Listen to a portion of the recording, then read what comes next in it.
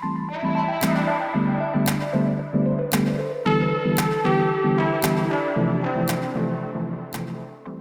everybody. Welcome to The Power Is Now VIP Agent Spotlight. My name is Eric Frazier. It's a beautiful day in Southern California, a great day to talk about real estate.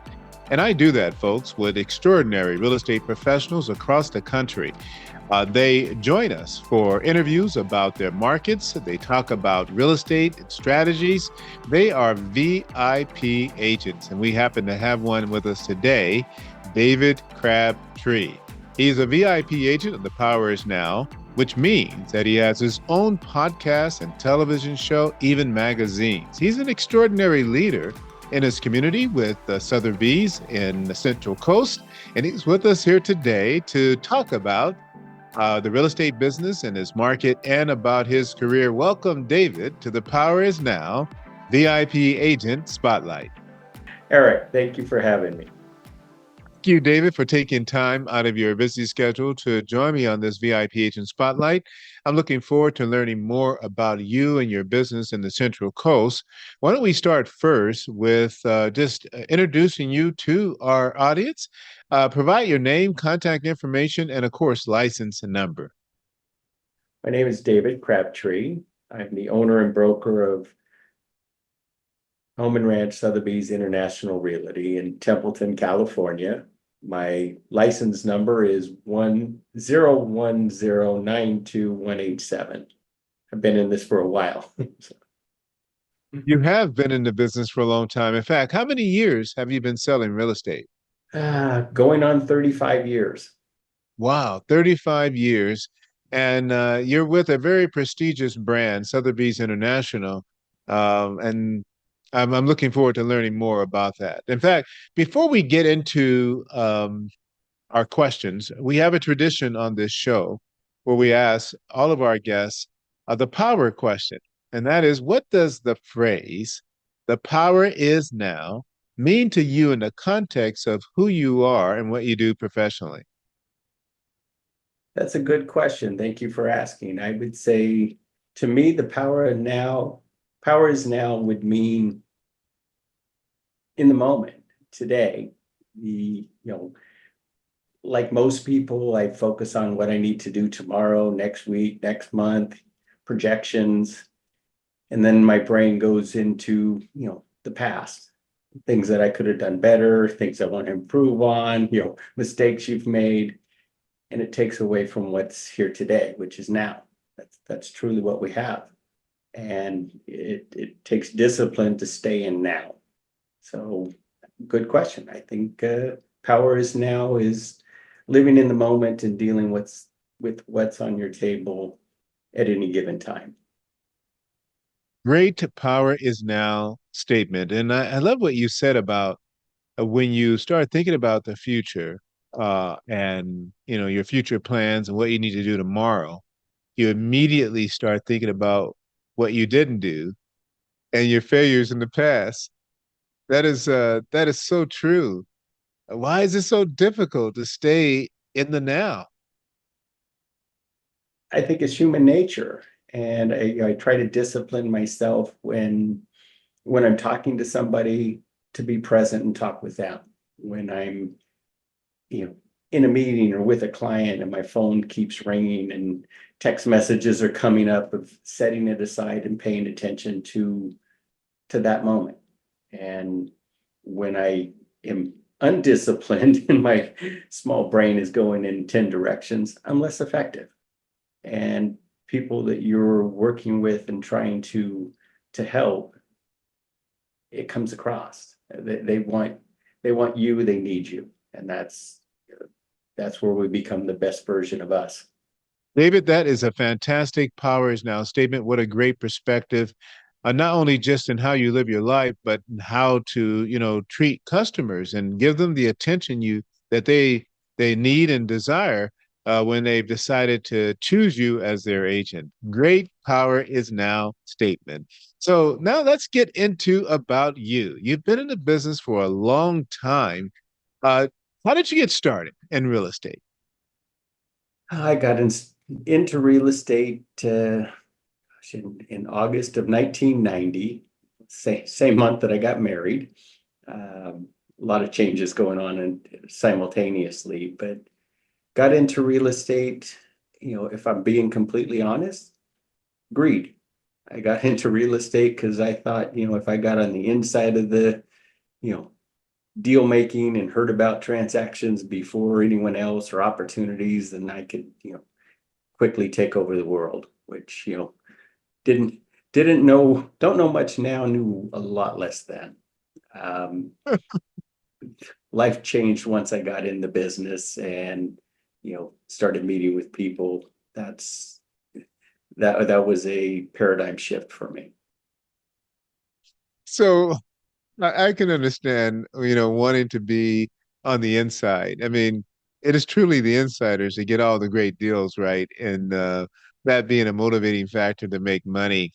But as you settled into your reality, that wasn't going to happen like that. What made you stay in? And here we are, years, over 30 years later. The people, the most important thing to me in my career is the people that I've been able to meet, the relationships I've been able to build. It's a passion to me. I can't tell you how much I enjoy meeting with somebody, learning what their goals, what their objectives are, what their problems are, and then helping them put the pieces of their puzzle together. And to me, I could do that, 20 hours a day. I mean, I love doing it. It's a passion. No, no transactions the same, no clients the same. We're in the people business, and real estate's the commodity that we trade in. Wow, what a great way to put it. We are in the people business, and real estate is the commodity in which we trade in. That's a great quote, David. And I could just tell in talking with you that the business is more than just making money. Then it's about relationships. Tell us about your relationship at home. You're married, you've got kids. Talk about that. That's the joy of my life. I've got my wife, Liz. We've been married for over 34 years. I She could have done better. She doesn't know that yet. So let's keep this between ourselves. The I have two unbelievable children. I've got a son, they're twins, they're 25 now. My son's name is Noah, my daughter's name is Sophia, and both have graduated college and are finding their way in the world, and I couldn't be prouder of both of them. Now, David, I'm surprised you didn't tell me that they're both real estate agents working with David Crabtree Properties. Go figure. It is in a perfect world, I think most parents, live this fantasy life, which, I've had to come to reality. The reality has hit me in the face, is that I envisioned as they were growing up, well, one of these bright kids is going to, go into business, and maybe it's a business career, maybe it's real estate developing, because we do that as well. Maybe it's real estate sales. Both of them, as they, went on to college, said, no, that's not our interest. Our daughter is, she's a bio major, medical. And our son he was a, English grad, and, very competent writer and very creative. But both of them from long ago have said, it's not our interest. And I've had to learn to respect that. And they're probably going to, as the years go by, show me why. They're going to do incredible things, and my job is to support them as much as I can. Well, congratulations on a long marriage and great kids who you have raised and put through school, and now they're doing big things. David, if you were to look back, 30 years ago, could you have imagined, you are where you are today, given how you started? In fact, let's start there. What were you doing before real estate, and you know find yourself today the entrepreneur you are? That's a question I get asked a lot. If I speak in front of groups, is I live a life that I could not even in my wildest dreams imagined would be the life I live. And for that, I'm eternally grateful. The I would say, growing up, grew up in a family that had, great family. Don't take that the wrong way. My parents were unbelievable parents. My father passed when I was 16, and prior to that was sick with cancer for about 6.5 years prior, which caused me to have to go to work, at an early age to do what you have to do in situations like that to help and support. And then on top of that, I wasn't a great student, had, some learning disabilities as far as being able to read and write and so forth. So the expectations for me were not at all the life that I've, been fortunate enough to be blessed with. And with that comes, appreciation and gratitude. I try to tell my kids, I try to tell my friends, is, a saying my kids get tired of hearing is, if you can appreciate what you have, you can get more. If you can't appreciate what you have, you'll lose everything you have. And, I try to start my, every day with that thought process. And, it charges me for the day. And you look at, where you're going. When you ask about, where I came from, I grew up in Paso Robles, on a small little farm east of town, in a little mobile home. And out of high school, I graduated high school on a Thursday. I went to work as a firefighter the following Monday for Cal Fire, or what was called CDF back then. And I did a season as a firefighter. And when that ended, I went straight from there to becoming a welder. And I worked as a welder for San Luis Tank and Steel for a while. After that, I went back to work for a hardware store that I had worked at, when I was in high school. And the gentleman that owned it became, well, he was a mentor and, friend and just a remarkable man. And so I left being a welder, making a lot of money, at least I thought it was at the time, and went back and said, I will come back to work for you, on a couple of conditions. I'll take a huge pay cut from where I'm at, but I want you to teach me everything there is to know about owning a business. And he was gracious enough to say, I'll take that deal. I will, I'll hire you.